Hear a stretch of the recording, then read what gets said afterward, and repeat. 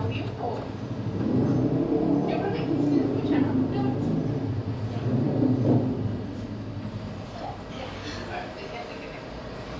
Buenos días, el día de hoy estamos con el psicólogo clínico José Alberto Reyes, que lleva ejerciendo 14 años.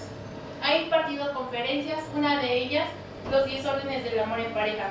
Fue colaborador de Alcohólicos Anónimos por 22 años. Me gustaría iniciar preguntándole en qué escuela estudió y cuál fue su experiencia en ella.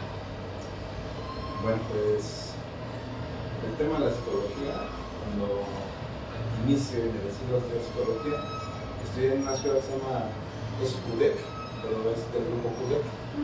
Es la única escuela que pertenece a la Academia de Ciencia aquí en, en México. Yo estudié ahí, esa es la escuela donde egresé de la psicología, y pues el enfoque de esa escuela es el enfoque sistémico. ¿Por qué decidió estudiar psicología y en qué medida está al tanto de los avances? Decidí estudiar psicología, bueno, antes de la psicología, pues obviamente elegí estudiar otras áreas. Yo me dediqué mucho tiempo a la industria. Cuando yo tengo el primer contacto, se podría decir, con las personas, ¿no? Fue precisamente un grupo AA. En ese grupo de Alcohólicos Anónimos yo conocí a un maestro que desde entonces fue mi maestro, se llama Sergio López Ramos. Ustedes pueden buscarlo también en la cuenta. Y con él decido estudiar medicina alternativa. Estudié acupuntura, masaje terapéutico, hierbas, etcétera, etcétera, ¿no? Entonces, cuando estaba con él, me di cuenta que dentro de la acupuntura, la terapia no solamente era como necesario saber acupuntura, ¿no? Los hermanos siempre te piden más que el conocimiento básico de una materia. Entonces el maestro fue el que me dijo, ¿no? Dice, para poder ejercer esto no necesita estudiar una carrera enfocada en esto, pero la gente sí lo necesita. Entonces, es cuando decido estudiar psicología. Y bueno, de ahí me enamoré de la psicología.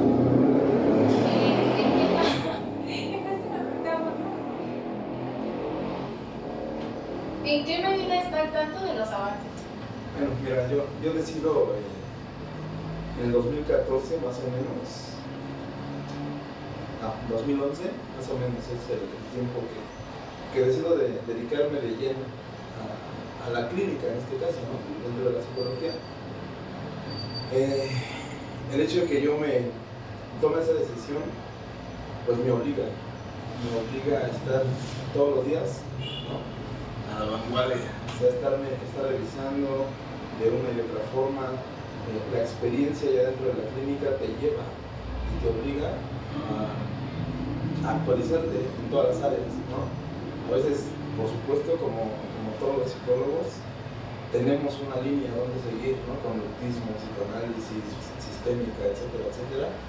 Sin embargo, dentro de la clínica no puedes decir solamente soy sistémico, solamente soy conductista, ¿no?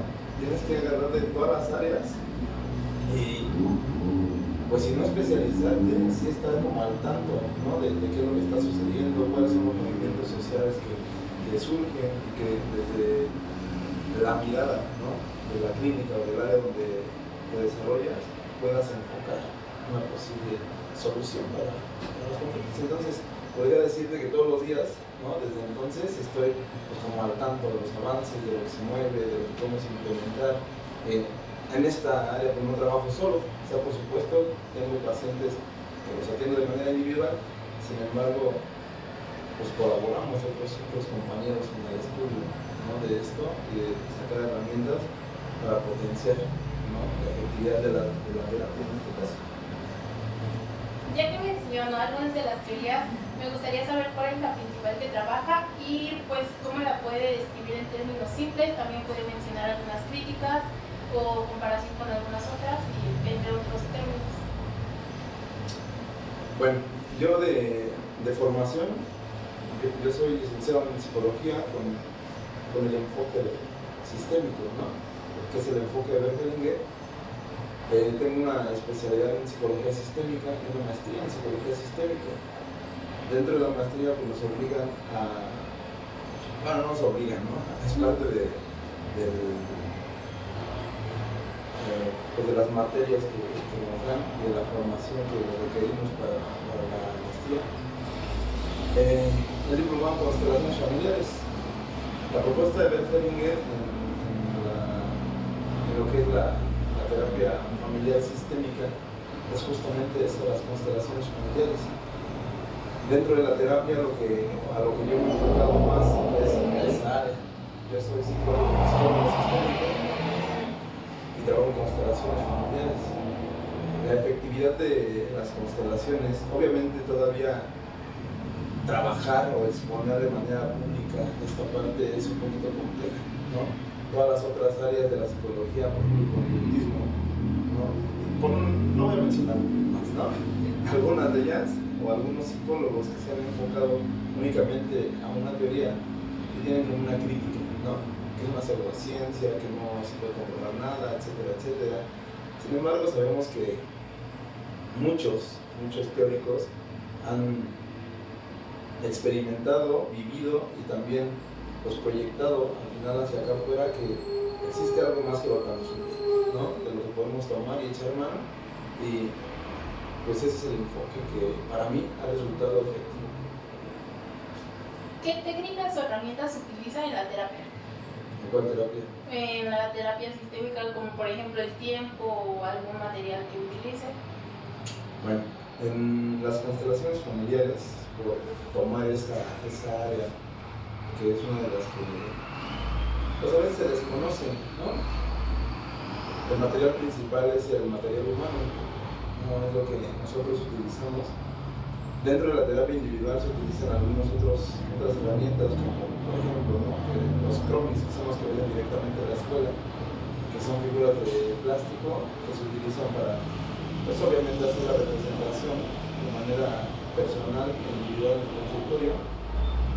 Lo que se hace con eso, por abrir un poquito el tema, ¿no? El psicograma, que viene de Moreno, es una representación como si fuera una obra de teatro. El Moreno lo que hacía es que decía, ¿cómo se llama usted? Daniela, vamos a hacer una obra de teatro del asunto que usted trae, ¿no? Y entonces traía el material humano, hacía la obra de teatro y decía, mire, usted tiene esta situación, y entonces empezaban a representar esa situación, ¿no?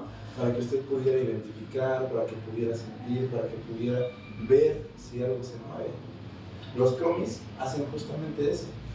En la terapia sistémica existen herramientas que son la propuesta de Bergelinger, que en este caso son los órdenes del amor.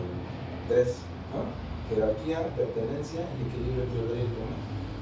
Cuando nosotros hablamos de los órdenes del amor y hablamos ya de la terapia en un consultorio, entonces sabemos que tenemos que respetar esos órdenes. Obviamente, esos órdenes ¿a dónde nos llevan? A que cada uno de nosotros en nuestro sistema tenemos un lugar. Papá, mamá, primer hijo, segundo, tercero, cuarto, quinto, sexto, 21, ¿no? Nosotros somos 21 hermanos. Entonces cada uno de nosotros tiene un lugar específico. Esta materia lo que hace es llevarte a ese lugar. ¿Por qué sufres? ¿Por qué tienes situaciones en tu vida que te duelen, que te lastiman, que lastiman al mismo sistema? Porque, hay situaciones o personas, elementos del sistema que no han sido reconocidos, que no han sido vistos o que no han sido incluidos. 2, están dando en desequilibrio. En el orden, ¿no? En este orden del amor que es el dar y el tomar, existe una ley. La ley es cuando des algo, asegúrate que el otro te lo puede pagar. Entonces cuando tú das algo, se supone que el equilibrio sería yo doy atención, el otro me da atención, yo doy tiempo, el otro me da tiempo, ¿no? Y así, ese intercambio. Lo que sucede es que un día tú das amor, atención, tiempo, comprensión, etcétera, etcétera, etcétera, etcétera, etcétera, etcétera, etcétera, ¿no? Y entonces llegas al consultorio así, con una lista así de grande de todo lo que has dado, y con una lista así de pequeña de todo lo que necesitas recibir para poder equilibrar esto, ¿no? Entonces lo que haces con estas herramientas, herramientas físicas, ¿no? Que serían los cronis, sería como que mirara los lugares, que viera de una manera gráfica cómo se pueden mover esas situaciones. Otras herramientas son justamente estas, ¿no? Herramientas donde tú puedes identificar qué tanto has dado al sistema, qué tanto has recibido del sistema, o qué tanto los integrantes de ese mismo sistema están dando o recibiendo, porque justamente de ahí vienen todas las patologías que tenemos, ¿no? Entonces, esa sería como la herramienta principal.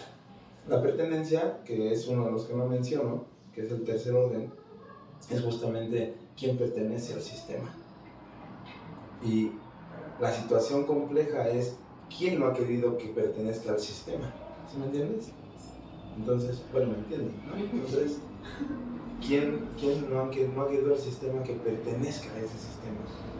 A veces ha sido una persona que pues tiene algún tipo de adicción, que sufrió una enfermedad trágica, vergonzosa a ver socialmente, ¿no? SIDA, etcétera, un asesinato, una muerte, excluidos, que en este caso serían ellos, ¿no? Esas son algunas de las herramientas principales que se trabajan en esta materia, ¿no? Si tú no trabajas con los órdenes del amor, si no trabajas desde el orden familiar, no puedes avanzar. Berlinger, que es lo que propone la terapia sistémica, él justamente dice eso, ¿no? Sin orden no hay amor.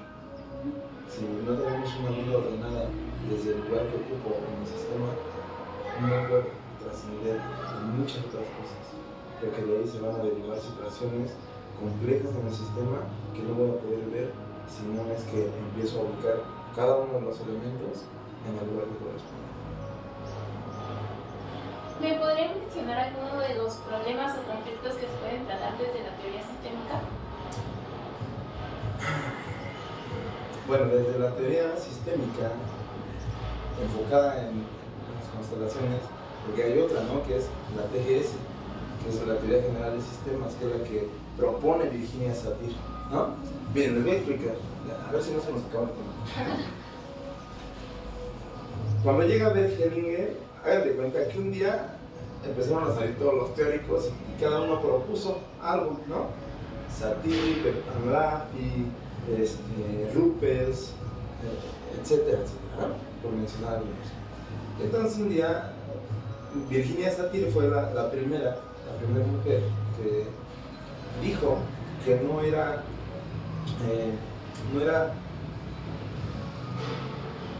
suficiente tener al paciente en el consultorio, sino que era necesario tener a todo el sistema. Entonces imagínense a Virginia Satir, ¿no? Diciéndole a Naomi: oye Naomi, tú me traes un asunto, ¿no? X, pero me dices que está involucrado tu esposo, por si tuviera esposo, tu papá, tu mamá, tu hermano, tráemelos, ¿no? Y entonces, pues Satir lo que hacía era decir: tráelos. Naomi iba, les decía: ¿sabes qué? La psicóloga loca, ¿no? Me dijo que lleve a todos. Pues el sistema le decía: pues la loca eres tú, ¿no? O sea, yo estoy bien, la que está mal eres tú, y no iban. No tenían tiempo, no tenían interés, etcétera, etcétera. Entonces, de 10 que eran, llegaban 4 o 5, ¿no? Y lo que hacía Satir es que tomaba de la gente que tenía, a lo mejor en intendencia, a lo mejor por ahí cerca, y le decía: ven tantito, ¿no? Solamente quiero que ocupes ese lugar. Y entonces lo ponía en ese lugar, y ella fue quien se dio cuenta que esas personas empezaban a tener conductas similares o parecidas a las que Naomi había descrito, ¿no? Entonces, esa fue la propuesta de Satir dentro de la TGS, que es la Teoría General de Sistemas. Moreno fue quien hizo esta parte del psicodrama, de lo que mencionaba hace ratito, que hacía como esa parte de la obra de teatro, ¿no? Ruppels propone las lealtades inconscientes, que si sale en el tema, más adelantito vamos a revisarlo.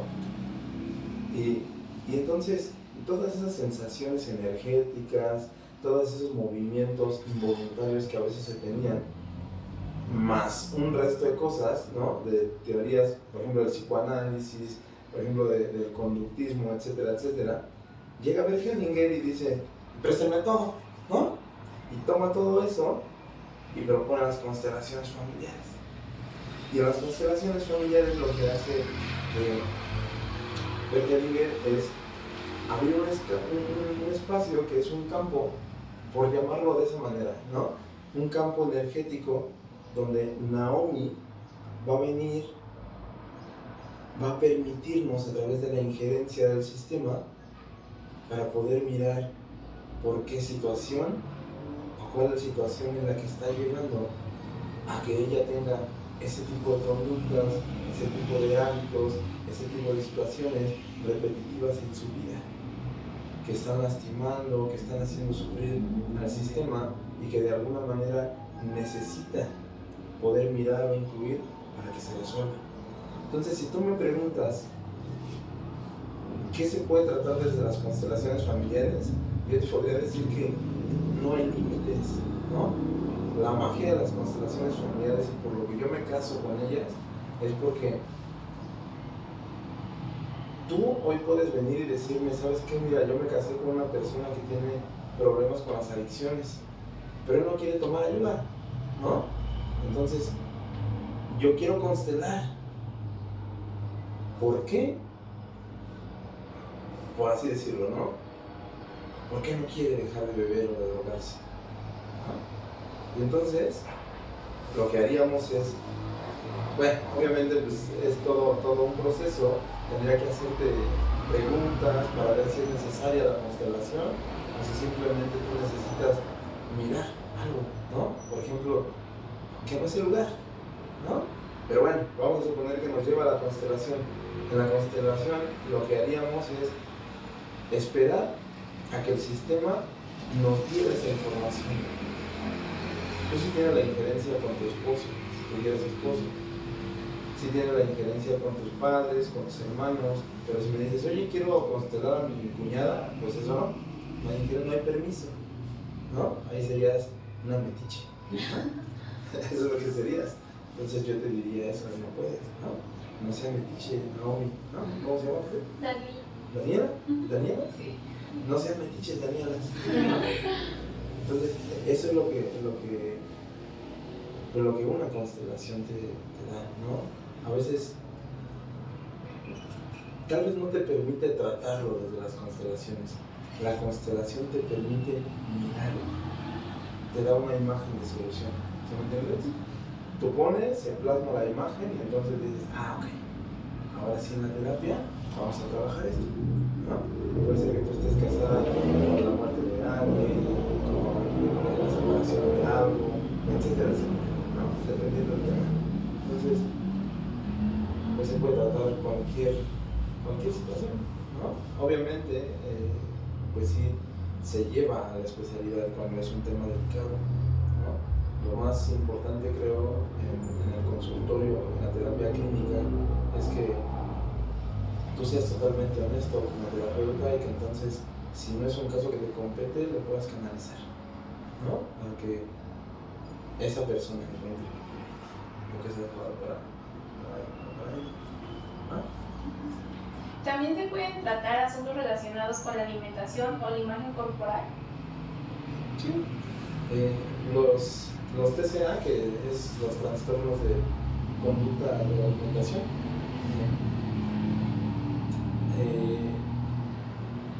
por supuesto existe una hipótesis en todo, ¿no? Yo tengo una hipótesis de por ejemplo, el piercing que trae en la boca, el arreglo de tu cabello, de los lentes de Naomi, ¿no? Tengo una hipótesis. De esto tengo una hipótesis. El asunto es que necesito tirar esa hipótesis para poder construir una nueva, ¿no? Una nueva donde yo le crea al sistema, no lo que veo. Yo puedo ver y decir, bueno, la hipótesis tiene que ver con esto, ¿no? No lo digo porque el video obviamente lo ve alguien, entonces no lo digo, ¿no? Pero hay una hipótesis de eso, hay una hipótesis de sus lentes, del color de sus lentes, hay una hipótesis del color que traes ahora, ¿no? Etcétera, etcétera. Así como esto, por supuesto, hay una hipótesis de los trastornos de orden alimenticio, pero se puede tratar. Sin embargo, no me consideraría como especialista en el tema, ¿no? Porque pues sí he tratado como algunos casos hemos podido salir, pero también creo que, como les acabo de decir, lo más profesional que puedes hacer es canalizarlo a tu completo, ¿no? ¿Eso cuando lo determinas tú? Cuando entonces llega el paciente y el paciente se abre al sistema y a la posibilidad de la solución. Hasta ahorita yo no he canalizado a nadie, ¿no? No he canalizado a nadie, ¿por qué? Porque también tengo una filosofía, por así decirlo. Cada persona llega con quien tiene que llegar, ¿no? Cuando tú quieres morir, llegas con una persona que te ayuda a morir. Cuando quieres vivir, llegas con una persona que te ayuda a vivir. Y entonces cuando alguien llega conmigo, lo que hago es entonces acompañarla en ese proceso. Ese es el trabajo del psicólogo. El trabajo del psicólogo no es resolverle la vida al otro, ¿no? El trabajo del psicólogo es justamente acompañar al cliente, al paciente, como tú le digas, a un proceso de cambio, a un proceso de inclusión, a un proceso de encontrar el orden, ¿no? Como decíamos, y que eso lo va a llevar, pues obviamente, a la recuperación, a la solución. Y entonces en ese momento es cuando tú decides, me quedo o no con el tema, ¿no? Con el paciente. Cuando tú ves que entonces pudo respirar mejor, incluir mejor, perdonar a alguien, bajar la mirada, ¿no? A veces hay temas de soberbia, ¿no? De no querer solucionarlo, de decir yo no tengo nada, ¿no? Y entonces, por ejemplo, cuando trabajamos con adicciones, eso es lo primero. Lo primero que un adicto tiene que hacer es reconocer que es adicto. Pero hay adictos que llegan y que dicen no soy adicto, ¿no? Cuando está consumiendo cristal, cuando está consumiendo cocaína, marihuana, inhalantes, etcétera, etcétera. Entonces, a veces llegan y me dicen, ¿hay solución para esto? Y yo les digo, no lo hay. No si tú no quieres, ¿no? Porque cuando tú dices si quiero, implica a que entonces yo me voy a ir a agotar todas las posibilidades, ¿no?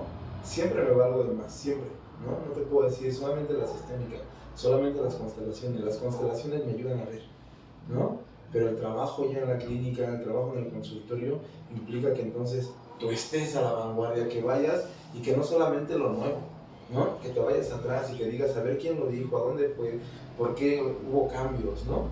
Y entonces puedas encontrar lo que esa persona necesita en ese acompañamiento. Ya que mencionó los TCA, nos gustaría profundizar un poco más en este tema. ¿Nos podría explicar o definir qué son? Bueno, desde la materia que manejo, por decir algunas hipótesis, cuando hablamos, por ejemplo, no sé, de alguna anorexia, ¿no? Podríamos decir desde, hipotéticamente, que esta persona, este chico, este hijo, hija, está conectado con la muerte. Es como decir, yo muero en tu lugar, mamá o papá, ¿no? Y entonces es privarnos de ese alimento que es vital para la vida, ¿no?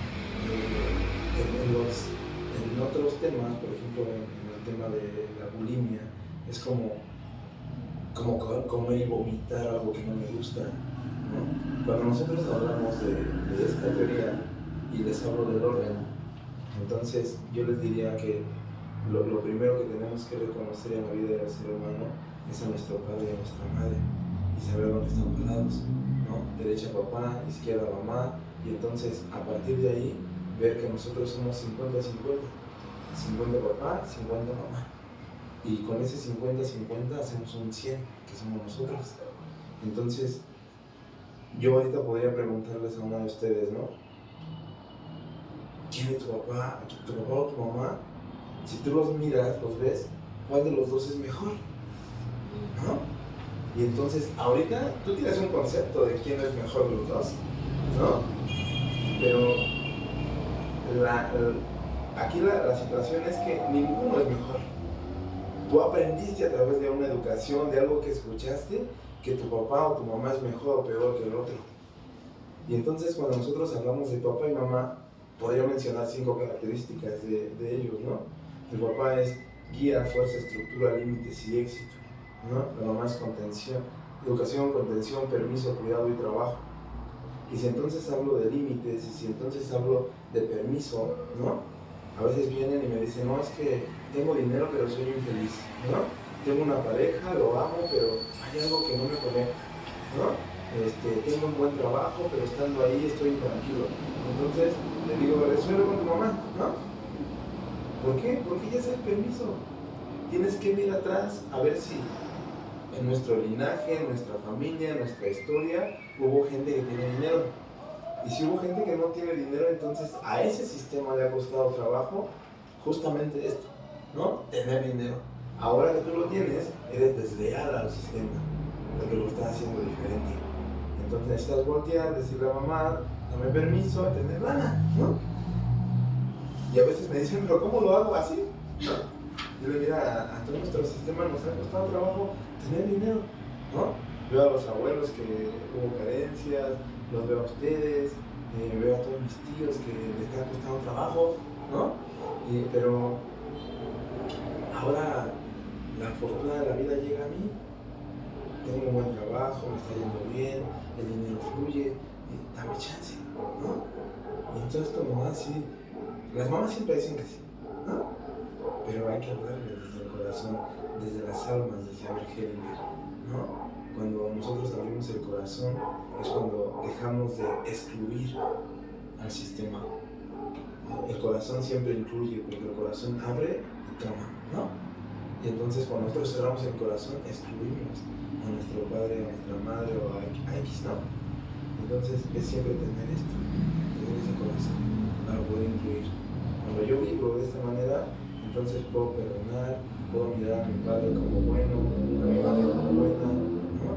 Y entonces puedo encontrar una solución en mi situación de vida, con ese permiso, ¿no? Con el permiso a la vida, con el permiso a la pareja, con el permiso al éxito, con el permiso a ir a estudiar al extranjero, con el permiso de estudiar psicología, aunque nadie la cueste, ¿no? Que todos dicen que se dan como el pasto, pero yo les digo que lo mejor que da al mundo, ¿no? Estudiar psicología te cambia la vida, a mí me cambió la vida. Ahora me exige a tener una buena vida. Y tener una buena vida no significa para mí, ¿no? Tener dinero, comer muy sabroso todos los días. Tener una buena vida para mí significa entonces estar en mi centro, ¿no? Siendo un ser humano, teniendo compasión, agradeciendo, perdonando, incluyendo, mirando, dando y recibiendo un equilibrio, ¿no? Doy porque te lo mereces, recibo porque me lo merezco. Y entonces eso me hace vivir en la vida, ¿no? Porque eso es la vida. Ahora me dijo, no, pues es que danos chance, ¿no? De la entrevista y todo. Me hubiera dicho, no tengo tiempo, ¿no? Dar volando. Pero dije, vamos a hacerlo.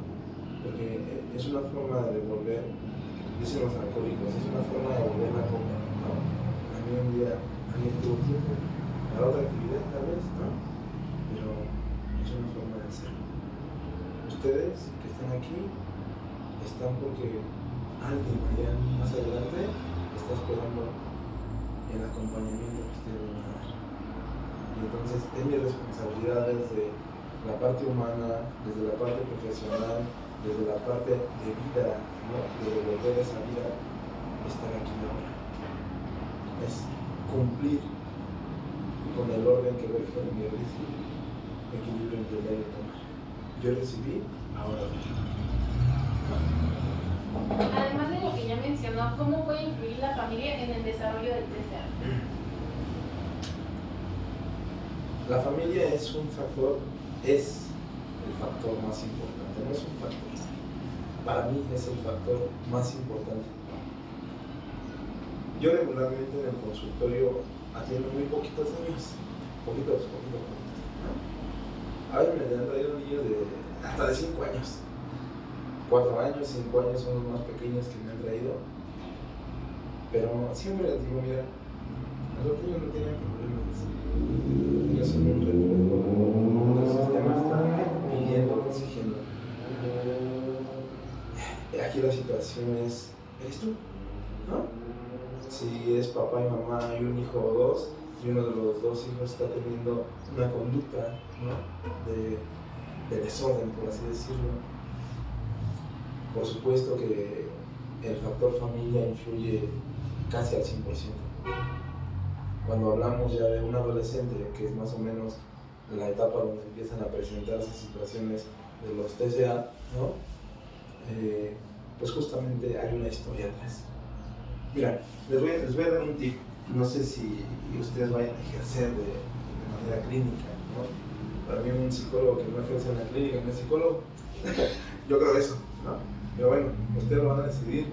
También es bueno el trabajo en la empresa y en otras áreas, ¿no? Pero para mí es así. La psicología es en el consultorio.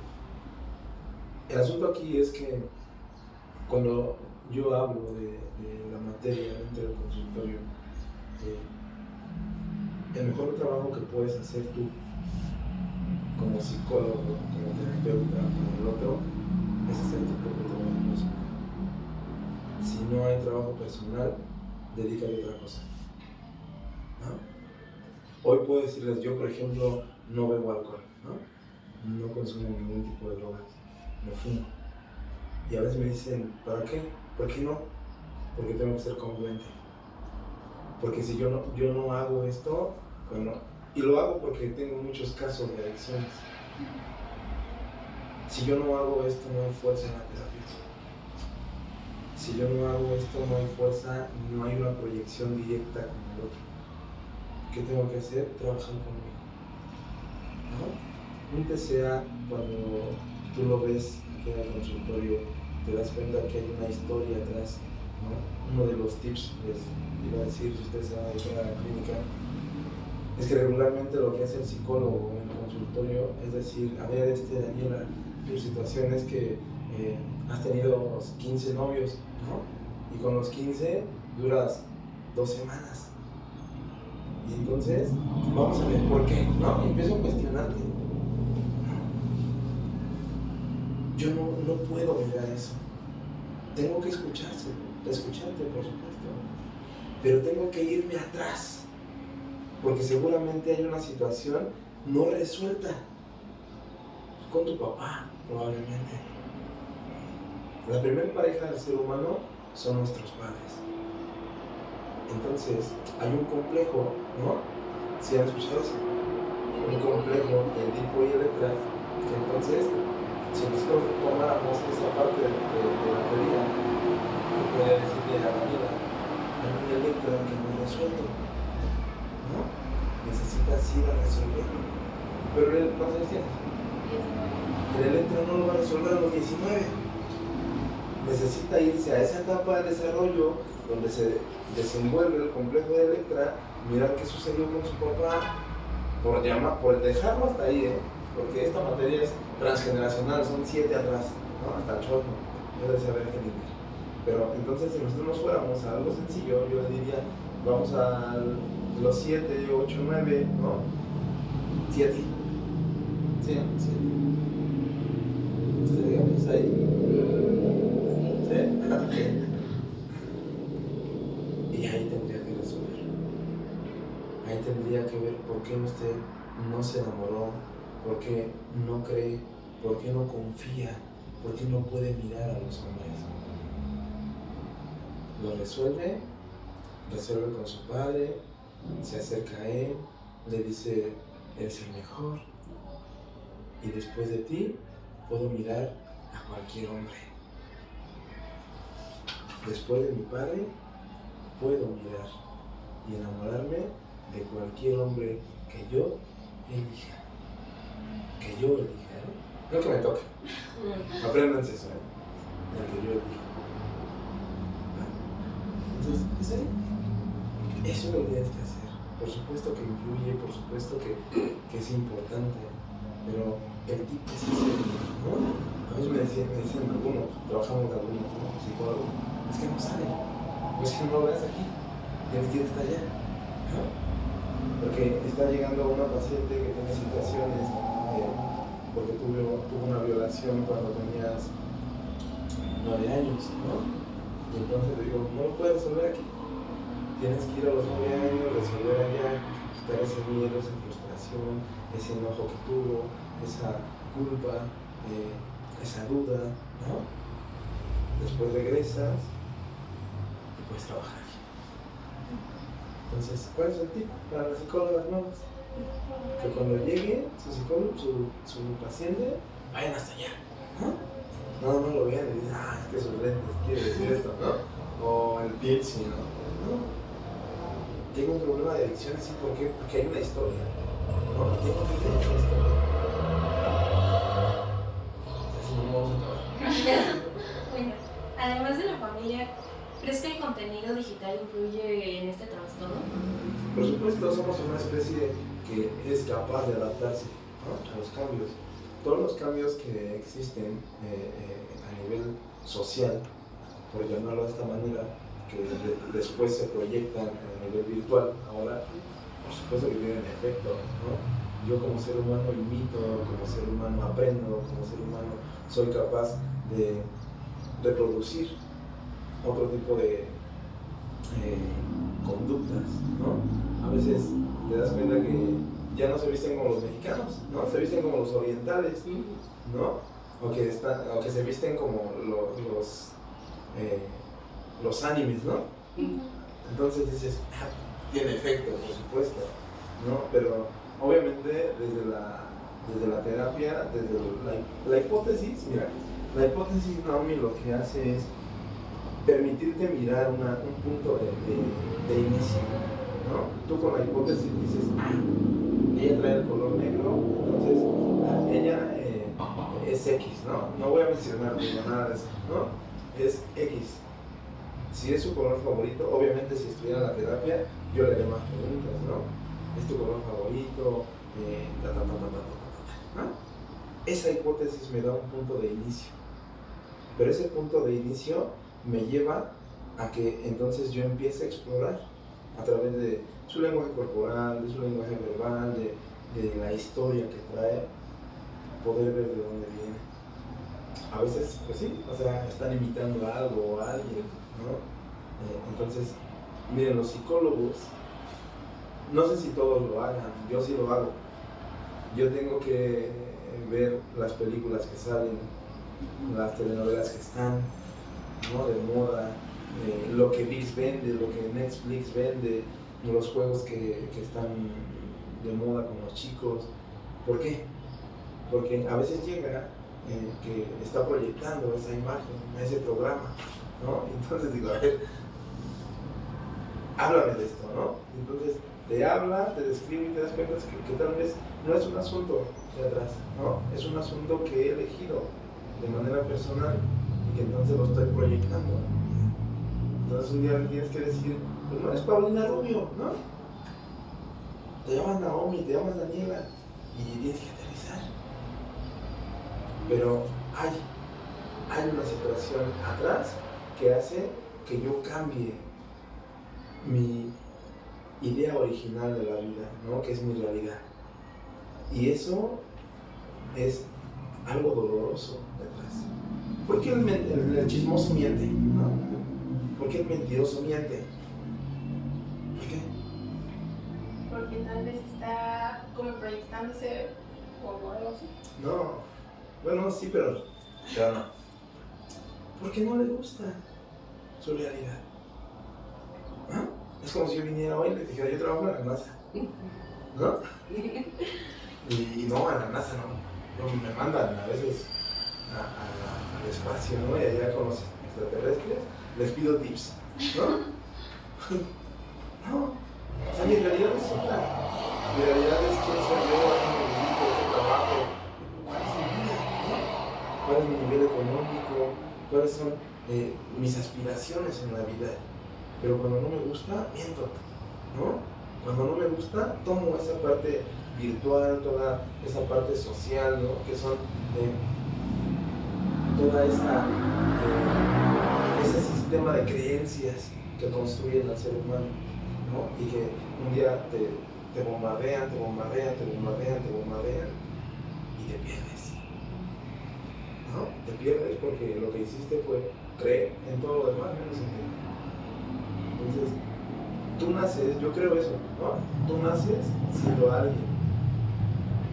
Y entonces cuando naces siendo alguien, ese alguien se distorsiona cuando tú crees que no lo eres. O sea, tú eres noble, o eres buena persona, o eres muy humana, estás al servicio de la vida, ¿no?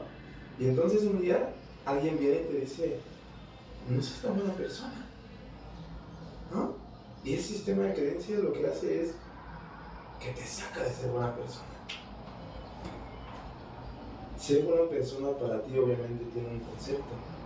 Ser buena persona es ayudar a Daniela y a la otra, y entonces acompañarlas en todo, y si ella siente mal escucharla, y si ella tiene ganas de ayudar a acompañarla, y si tiene frío prestarle un suéter, ¿no? Entonces un día alguien viene y te dice, no le prestes nada, no la escuches, es muy chismosa, ¿no? Tampoco la acompañes porque así es, ¿no? Es berrinchuda, voluntariosa, además le gusta hacer drama, ¿no?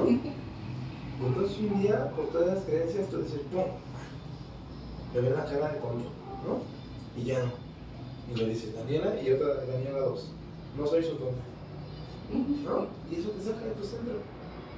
Pero son proyecciones que al final del día la sociedad te da. Bueno, sí. La siguiente pregunta es relacionada con las creencias, o sea, ¿qué creencias desarrollan estos factores? Ya sea la cultura, la familia. Ya las mencionaste, ¿no? La familia, la cultura, la sociedad, la propia idea que tengo de mí, ¿no? Que en este caso sería la autoestima, que es el autoconcepto, ¿no? ¿Qué creo de mí? ¿Qué he escuchado que los otros creen de mí o dicen de mí? Entonces todo esto desarrolla de una manera superficial, ¿no? Superficial me refiero a lo que escucho, lo que veo, lo que siento, pero al final del día existe algo que está haciendo que esta energía se mueva. ¿Cómo podemos identificar a alguien que tiene un trastorno de TCA? Pues de entrada no podemos estar así como asomados a la ventana viendo a ver quién tiene el TCA, ¿no? Llegan al consultorio y por supuesto, a veces ya vienen diagnosticados. Otra, pues es que tiene algún tipo de problemas, ¿no? A veces el familiar o quien lo refiere te dice, pues tiene este tipo de conductas, características, pero pues lo más conveniente es que a través de todos los indicadores tú te vayas al DSM-5, busques si es lo que es y entonces definas si realmente es un TCA, ¿no? Ahí es donde te vas a dar cuenta si realmente cumple con todos los indicadores para ser candidato a grabarle el trastorno de TCA, ¿no? Pero sin estigmatizarlo. A veces es como difícil para el otro decirle que tiene un trastorno, ¿no? O sea, si es... Mira, desde el enfoque centrado en la persona, es importante que en todo momento el cliente, ¿no? El paciente se sienta respetado. Entonces, a veces es alucinarlo, o sea, empezarle a dar sus mismos indicadores, ¿no? Te sientes así, haces esto, dar los indicadores y cuando él te dice sí, ¿no? Entonces le puedes decir, ¿crees que exista la posibilidad de que tú tengas este tipo de situación? Si él te dice que sí, para ti va a ser más fácil, ya está dando un paso importante. Como ya está diciendo, sí lo tengo, ¿no? Sí me siento de esa manera. Con todos los indicadores, pues, como psicólogo no puedes diagnosticar. tienes que hacer un ID, ¿no? Que es una impresión diagnóstica. Cuando tú haces tu formato clínico, tu impresión diagnóstica, es eso. Mi ID es justamente esto, ¿no? La impresión diagnóstica que tengo del paciente. Según el CI10, según el DSM-5, ¿no?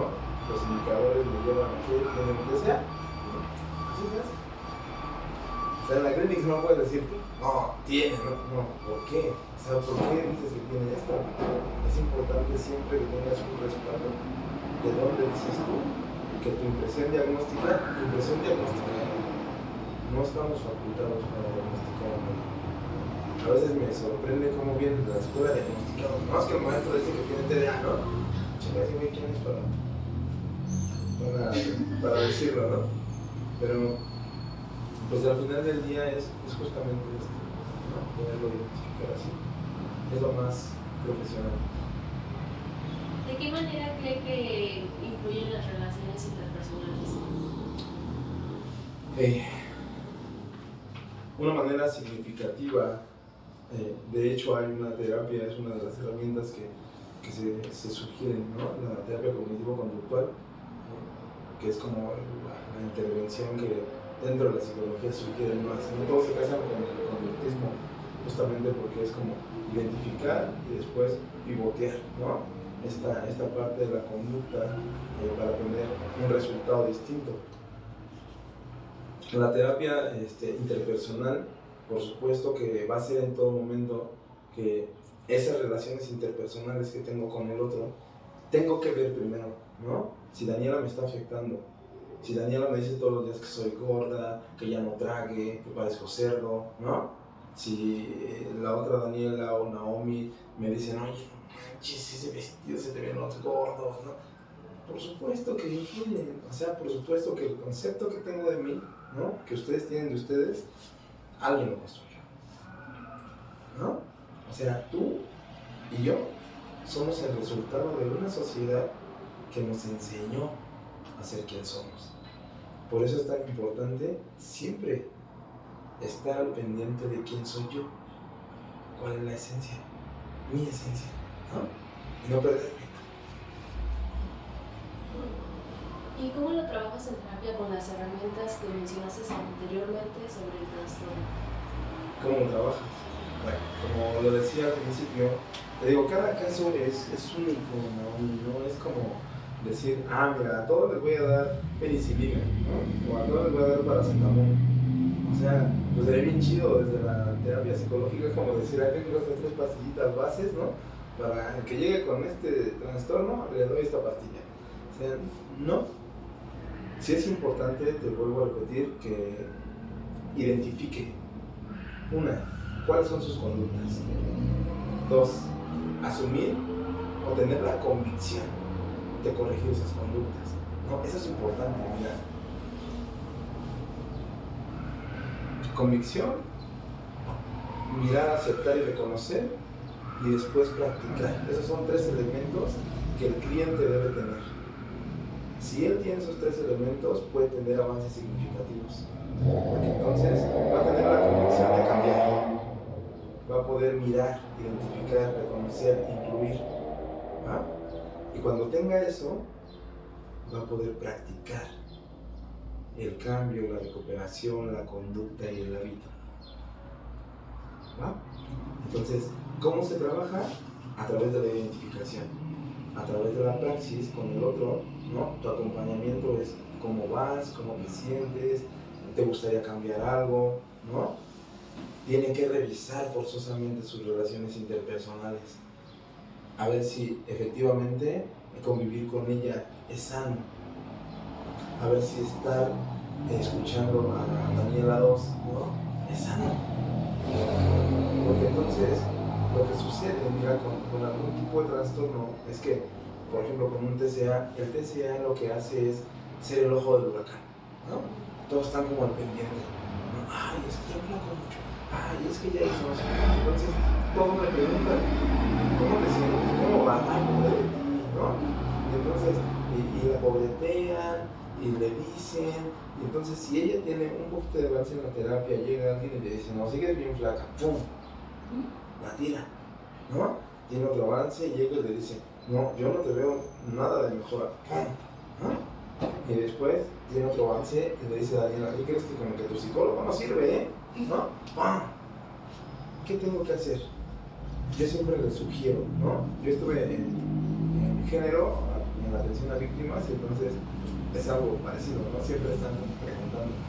Y yo les decía, mira, una forma de poder fortalecer tu proceso es decir, cuando alguien llega y me pregunta, ¿cómo vas? Decirle, bien y mal, nada más, ¿no? Oye, pero, ¿cómo te has sentido? Mira, lo estoy trabajando en terapia. Me gustaría dejarlo ahí, ¿no? Y entonces poder, si tú quieres, platicar de otra cosa, ¿no? Porque es un tema susceptible. Eso es orden. Lo de la terapia lo trabajo en la terapia, mis relaciones interpersonales, obviamente las tengo que cuidar, porque eso es parte de la intimidad del ser humano, ¿no? ¿Qué? ¿Puede ayudar la familia en la terapia? Por supuesto.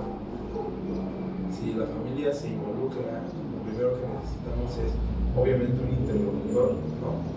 Esta persona que tiene un TCA tiene una situación interna, ¿no? Que no ha querido hablar, no ha querido expresar, y que lo expresa a través del cuerpo.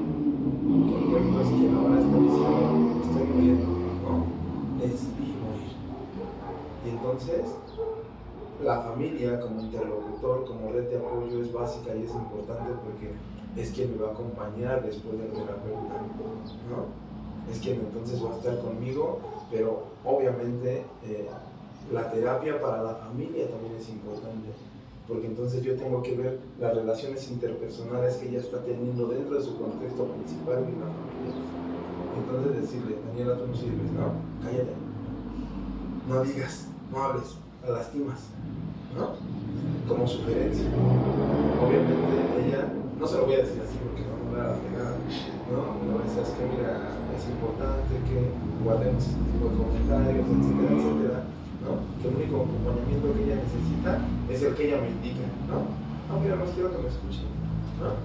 No quiero que me digan nada de la comida, que por este tiempo me respeten. Es importante respetar los tiempos del otro, ¿no? Si él me dice, mira, es que siempre me están diciendo, ok, vamos a calar una semana, 2 semanas, que no le digan, ¿no? Ahí está en ese proceso. Obviamente va a vivir un duelo también, porque es un estilo de vida que ha adoptado. Entonces, cuando ella decide dejar de tener ese estilo de vida, va a vivir un duelo, ¿no? Va a entrar en una crisis donde, pues voy a comer, ¿no? Y ahora voy a estar en el no puedo comer, el sentido del gusto ya no es el mismo, empiezo a pensar y me empieza a bombardear la cabeza, ¿no? Me empieza a decir que estoy gorda, que no me veo bien y comí y ahora ya me veo una por acá y una llanta acá. Entonces ese es el trabajo, ¿no? Hacerle consciente que ella va a tener todo ese tipo de situaciones. El ser humano, a través de la cabeza, de la mente, es una bomba, es un monstruo, ¿no? Hay un libro que se llama El extraño caso del Dr. Jekyll y Mr. Hyde, ¿no? Ese libro es 1886, es uno de los clásicos favoritos de Alberto Reyes, ¿no? Este libro habla de un científico alemán muy reconocido que atendía a la clase más privilegiada en aquel tiempo de Alemania, ¿no? Los ricos.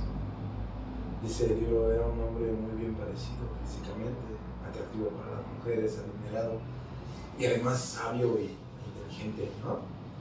Atendía a toda esa clase, la clase rica, pero también atendía a la clase más vulnerable, ¿no? A los pobres. Entonces, un hombre que atendía a la clase vulnerable lo convertía en una buena persona, pero dentro de él vivía una vocecita que le decía, no seas tan buena persona, roba, viola, mata. Y entonces, haciéndole caso a esa voz, él inventó un antídoto que cuando se lo tomaba, se convertía en un ser monstruoso físicamente, que era capaz de robar, violar y matar. Ese personaje se llamaba Mr. Hyde. Cuando él se convertía en Mr. Hyde era capaz de hacer eso. Pero cuando hacía eso se sentía sentimiento de culpa. Entonces inventó un antídoto que cuando se lo tomaba regresaba a ser el Dr. Jake, un hombre bueno y bondadoso. Entonces les hago referencia a este libro porque este libro es como la cabeza del ser humano. A veces Daniela, Naomi o Daniela, ¿no?, pueden ser buenas personas, pueden estar totalmente activas en la convicción de decir quiero cambiar o dejar mi estilo de vida que llevo. Pero llega Mr. Hyde y te dice: roba, viola, mata. En el caso de un TCA, ¿no?, le dice: gorda, puerco, cerdo, no comas, vomita. Es un asco, sabe horrible la comida. O le dice: traga, atragántate, tu familia no tuvo comida. Come tanto que seas capaz de guardar y almacenar cerdo asqueroso y ruin, ¿no? Ese Mr. Hyde es malo, ¿no? Y entonces el ser humano es así. La cabeza del ser humano es así. Ese TCA tiene que saber que eso va a vivir. Que por un lado puede venir la parte buena de decir quiero hacerlo, y por el otro puede venir una parte monstruosa que le va a decir destrúyete, cerdo, ¿no? Entonces esa es la batalla, esa es la lucha, ese es el acompañamiento del terapeuta, ese es el acompañamiento de la familia. Pero la familia debe saber que esto sucede con el ser humano. ¿Y el paciente se puede dar cuenta que tiene este trastorno? Por supuesto, es consciente. Cuando llega aquí es consciente que lo vive. A veces, antes de que llegue, no lo ves. O sí, pero no lo quiere reconocer, ¿no? Todos sabemos que tenemos, ¿no? Sí. Y entonces en ese saber nada más hay un fallo. Lo reconozco o no, ¿no? El trabajo es que lo reconozca. Si nosotros vamos al programa AA, el primer principio básico de los alcohólicos dice, ¿no?, reconocer mi alcoholismo. Tercero, mejorar mis relaciones interpersonales. Es importante, ¿no? Entonces, lo sabe así. A veces no lo reconoce porque no le conviene, no quiere ir allá, ¿no? Porque ir allá duele. Ir allá es mirarme al espejo y decir, si estoy aliado, si estoy flaco, ¿no? Si estoy mal ahora. Pero es reconocerlo, mirarlo o morir. Pero es tu decisión, como te sea, ¿va? ¿Y el paciente puede ver el proceso y lo efectivo que puede ser la terapia? Oh, güey. Perdón, ¿eh? Ay, gracias.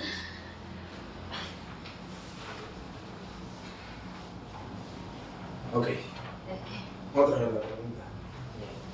¿Y el paciente puede ver el proceso y lo efectivo que puede ser esta terapia? A veces sí, pero tu trabajo como terapeuta es justamente ese. O sea, estar al pendiente del avance que él mismo siente que ha tenido, ¿no? A veces no lo ve y tu trabajo es reconocerlo, ¿no? ¿Te has dado cuenta que has avanzado en esto? ¿Te has dado cuenta que ahora ya no gesticulas de esta manera, ya no te expresas de esta manera, ya no me dices que voy a hacer tus manos, ya no me dices que te la asco de comida, ya no me dices que odias que te digan, ¿no? Entonces es cuando dice, oh sí, ¿no? Ese es el acompañamiento. El acompañamiento no solamente es que tú identifiques los indicadores para que ese candidato antes sea. El acompañamiento también implica que tú le digas, has avanzado en esto, ¿no? Desde el conductismo son esos reforzadores que lo llevan siempre a mirar que está avanzando en esto, ¿no? Pero ¿qué tiene eso o qué se involucra en todo esto? Todo. la parte cultural, la parte socioemocional, la parte espiritual, ¿no? A veces, obviamente, tienes que identificar cuáles son sus creencias y de acuerdo a esas creencias, también acercar a esa parte espiritual, a esa parte donde dices, si tú crees en Dios, agárrate, ¿no? Porque te va a ayudar. Y entonces, hacer oración, estar en contacto con ese poder superior, por así decirlo, siempre es un mensaje de vida al cuerpo, ¿no? Esa es la bendita herramienta de la oración y la magia, ¿no? De la oración. Son mensajes de vida al cuerpo. En una oración siempre dices, te pido por estar mejor, sentirme mejor, que no me duela, que me cure, que me componga, ¿no? Son mensajes de vida. Entonces me dicen, ¿Dios está bien? Sí. Sí, siempre, cuando es hacia acá, ¿no?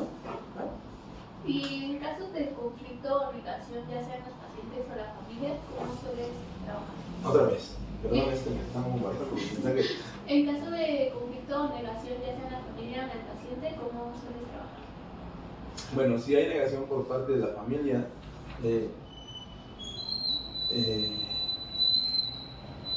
es que, bueno, vamos a ordenarlo, ¿no? Siempre hay alguien que lo trae, ¿no? La red de apoyo siempre dice, bueno, viene porque tiene esta situación, ¿no? Y ya le explican. A veces, como son vulnerables, a veces sí entra la familia y te dicen, mira, ha sucedido esto. A veces es el tío, por decir que la familia no quiere involucrarse, ¿no? El tío, la tía, la vecina, quien lo trajo. No tienes de otra, en este caso, pues cuando hablamos de la familia, más que agarrarte de la red de apoyo que lo trae, ¿no? Cuando te agarras de esa red de apoyo, entonces le dices que es necesario que no la suelte en este momento, ¿no? Necesitamos trabajar en conjunto ahora. Usted la trajo tal vez de buena voluntad, tal vez porque se preocupó, pero en lo que la red de apoyo familiar se acerca, necesito que se quede, ¿no? Y entonces, eso es lo primero que tienes que hacer. Obviamente, después vas a hacer el intento, ¿no? De que la familia se involucre y pues, llegar hasta donde puedas llegar, ¿no? Hasta donde la parte ética te permita ir, ¿no? A lo mejor le hablas a la mamá, al papá, a un hermano, y entonces esa red de apoyo, ¿no? Siempre va a hacer que el otro se acerque, que el otro haga conciencia, respetar los tiempos del otro, ¿no? A veces el papá o la mamá no quieren, y entonces no puedes obligarlos. Lo único que, si es un menor, sí, ¿no? Si es un menor, sí. Si es un adulto, necesita respetar ese tiempo, ¿no? Sí, y entonces respetar que suceda. Cuando hay negación por parte del paciente, puedes hacer una intervención inicial donde intentes que esa persona te permita acompañarla. Ese es el trabajo, el principal, el inicio del trabajo de la terapia. Cuando tú tienes ese trabajo donde dicen el rapport, ¿no? Donde vas a romper el hielo y donde vas a sacar el permiso del otro para poder acompañarlo. Entonces, no puedes obligarlo, lo único que puedes hacer es intentar que tenga la convicción, ¿no? A veces no la tienes en la primera sesión. Lo único que puedes hacer es decirle, yo quiero y aquí estoy, si tú te sientes cómodo, porque a veces te contestan, ¿eh? Si tú quieres, te sientes cómodo o cómoda, te parece si me pongo en la siguiente sesión. Yo voy a estar aquí, me puedes mandar un mensaje, ¿no? Me puedes hacer una llamada y de manera personal te pido que me des la oportunidad, ¿no? Y si ves que no, no pasa nada. O le puedes acercar a alguien más, tal vez yo soy hombre, ¿no? Pero, bueno, mira, tengo una compañera que es mujer, si tú quieres, ¿no? Puede ser, o tengo una que es más joven, ¿no? O una que es más grande. Entonces, le das opciones, Porque lo que tienes que entender es que a veces no eres tú. O sea, a veces tú eres el medio para que llegue con su terapeuta real, ¿no? Te digo, yo no he tenido pues, casos así que tenga que como canalizarlos, ¿no? Pero sí es como importante eso. O sea, que tú entiendas que no es necesario que tú seas el terapeuta, ¿no? O sea, tal vez a veces tú eres el medio donde el paciente llega y entonces le dices, ¿sabes qué? Mira, yo tengo a una compañera que se dedica a esto, ¿no? Tengo una compañera más joven, más grande, tengo un compañero más joven, ¿no? Con una cara que no sea de policía como la mía, ¿no? Que sea una cara bonita, que sea más sonriente, no sé. Pero eso tú lo determinas en el consultorio. Bueno, sabemos que cada caso es único, pero ¿podrías decirnos en promedio cuántas sesiones consideras necesarias para trabajar los TCA? En ninguno de los casos puedes determinar como psicólogo cuántas sesiones necesitas. Eso depende de, mira, algo pedagógico es tiempos, formas y modos, ¿no? No puedes decir en tanto tiempo, de esta forma y de este modo. ¿De qué depende? Es como si tú fueras al médico y el médico te dijera, estas pastillas cada 8 horas por 7 días, ¿no? Pero si no te las tomas, no sirven, ¿no? Cuando ya estés peor, entonces te vas a empezar a tragar las pastillas y el médico, y vas a ir y le vas a decir al médico, no funcionó. No, pues es que ahorita ya no es una infección, ¿no? Ya no es una infección a nivel de la garganta, ya es una infección a nivel del estómago, ¿ves? Entonces, eso es lo que tienes que ver. No puedes obligar al paciente a que cambie las conductas, a que tenga los hábitos, lo vas a acompañar, lo vas a sugerir, ¿no? Y entonces tienes que respetar su tiempo, su forma y su modo, ¿no? Entonces a veces esa pregunta, y esa la tienen algunos pacientes, ¿no? A veces te dicen, ¿con cuántas quedo? Pues no, ¿no? A veces los alcohólicos, los adictos me dicen, ¿cuánto tiempo tengo que estar en el grupo? ¿No? Y yo les digo, every day, ¿no? Todos los días, toda tu vida. Bill W., que es el cofundador de Alcohólicos Anónimos, él decía, el alcohólico que no trabaja vuelve a beber. Y el que vuelve a beber, ¿cuál es la respuesta? ¿Cuándo tengo que estar? Siempre. ¿No? Una conducta, por ejemplo, de alcohol, de droga, tanto acá, ¿no? Una adicción es una asociación de estímulos. O sea, tú construiste una adicción a través de estímulos. Los viernes a las 6 de la tarde ya traía dinero, hacía menos calor, me sentía libre porque al otro día no trabajaba, mis amigos estaban en la esquina, ¿ves? Por eso, de lunes a jueves estás tranquilo, pero el viernes dices, ay, cabrón, quiero una cerveza, ¿no? ¿Por qué? Porque asocias todo eso. ¿Qué tienes que hacer? Trabajar todo el tiempo en esa asociación de estímulos. ¿No? Eso tienes que hacer. ¿Cuántas sesiones? No sé. ¿Y hay algún caso que te haya impactado sobre TCA?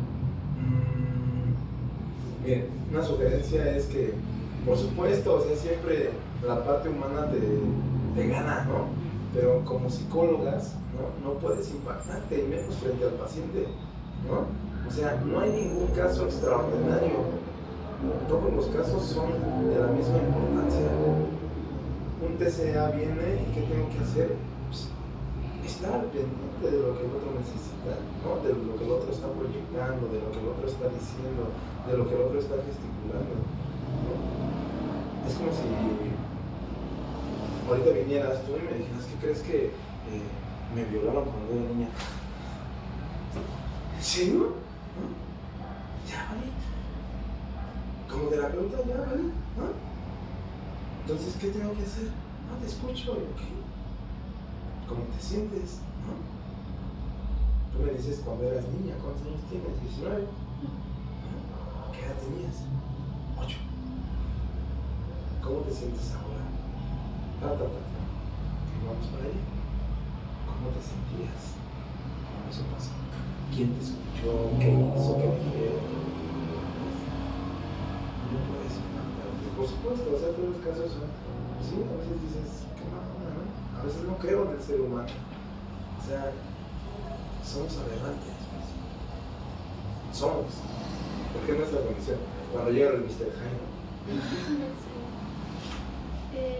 ¿Hay algo más que consideres importante mencionar sobre los TCA antes de pasar a las últimas preguntas? Pues, ¿qué podría ser con respecto a qué? ¿Algún consejo sobre alguna experiencia? También puede incluir aquí cómo usted suele identificar que hay un avance en el tratamiento. Mira, yo creo que el avance, identificar cuando hay un avance en el tratamiento, sería poco objetivo si yo lo alcanzo a ver. O si yo le digo, ya avanzaste en todo esto, ¿no? Sí se lo puedo reflejar, pero siempre el otro me dice, ¿no? Hubo este cambio, hubo este otro cambio, ha tenido estas situaciones. A veces hay cambios que no se ven aquí, se ven allá, ¿no? Cambió su actitud, ha querido comer, ha tenido ganas de vivir, ¿no? ¿Cómo puedes identificarlo? Cuando llega aquí, triste, enojado, temeroso, y después llega y te sonríe, ¿no? Dices, hay un cambio. Cuando el paciente está aquí llorando, con una respiración bloqueada, y de repente, después de hacer una catarsis, después de hablar, después de llorar, hace eso quiere decir, ya salió. Entonces ahora sí puedo trabajar con esto. Ahora sí podemos hablar. Ya salió de la crisis. Pero definitivamente tengo que estar pendiente del proceso histórico. Crisis, negación, enojo, asimilación, aceptación. La aceptación no es el término de ese duelo, es el inicio de un ciclo distinto, ¿no? Porque hubo una transformación. Pero, ¿qué sería eso? O sea, ¿cuál sería como la sugerencia de los para un TCA o cuál sería la aportación para ellos? Vivir su propia vida, ¿no? Pero poder identificar qué es lo que realmente están viviendo, porque casi siempre es el reflejo de algo más, ¿no? Como los tatuajes, ¿no? Una vez me dijeron, ¿qué significan los tatuajes? ¿No? Son historias inconscientes que necesitan ser expresadas. Es lo mismo. Hay una historia inconsciente que se está expresando en el cuerpo. ¿Y qué recomendaciones darías a alguien que está pensando en tomar terapia por primera vez? Que está pensando tomar terapia.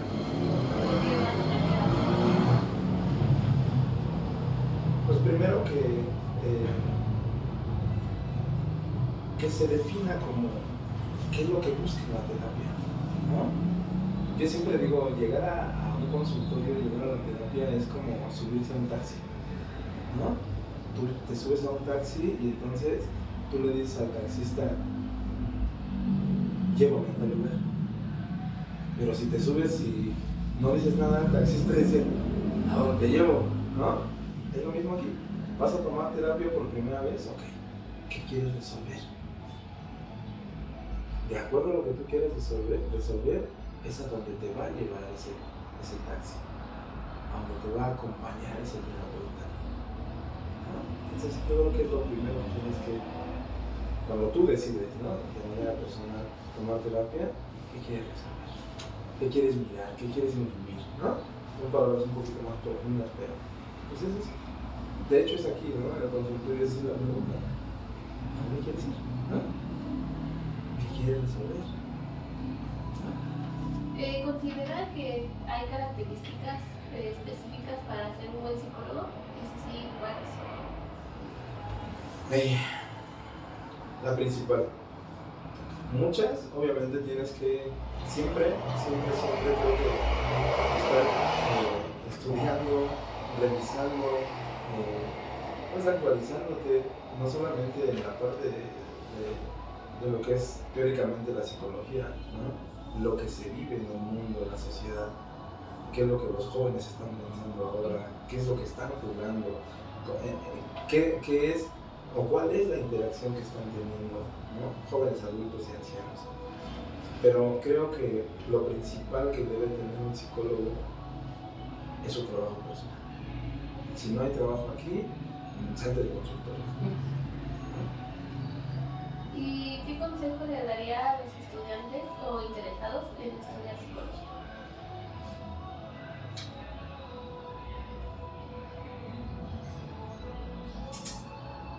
¿Qué consejo? Que no se conformen. Que no se conformen con lo que les puedan decir. Que siempre vayan a más. Que no te definas como sistémico, comunista, psicoanalista. Que seas un psicólogo que va a buscar todo lo que sea necesario para que encuentre a su paciente, ¿no? Que no tengas prejuicios, que no digas, no me gusta Freud, no me gusta Piaget, no me gusta Skinner, no me gusta Bandura, ¿no? Todos tienen algo rico, todos tienen algo interesante, algo bueno, ¿no? Y de todos puedes tomar y echar mano para poder acompañarlo. Bueno, y para cerrar esto, nos gustaría que nos describiera al ser humano. Los seres humanos somos difíciles, ¿no? Pues de manera biológica, pues nuestra especie viene de Homo sapiens, ¿no?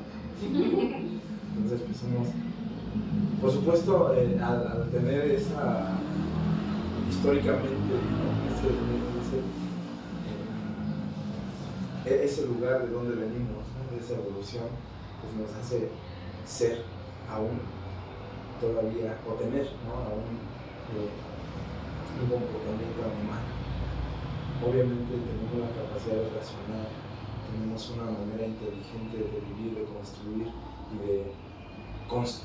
y de crear relaciones interpersonales en este caso, pero al final del día creo que el ser humano nunca debe olvidarse, ¿no? Que tiene una descendencia animal y que no solo vive a través de lo que piensa, sino que también vive a través del instinto que lo lleva a equivocarse muchas veces. Entonces creo que el ser humano es ese ser, ¿no? Pensante, que puede y que es capaz de razonar, pero que si no es capaz de estar al pendiente de eso, se puede destruir. Gracias. Y bueno, con esto cerramos. Agradecemos su tiempo y que haya aceptado esta entrevista. Gracias a ustedes que me hacen recordar cosas. Gracias. A ustedes. Sí, gracias. La profesora nos había comentado que también en esta parte del desarrollo de los TCA como que influía como la madre antes de concebir al feto y en la parte de sus creencias o en la alimentación como que influía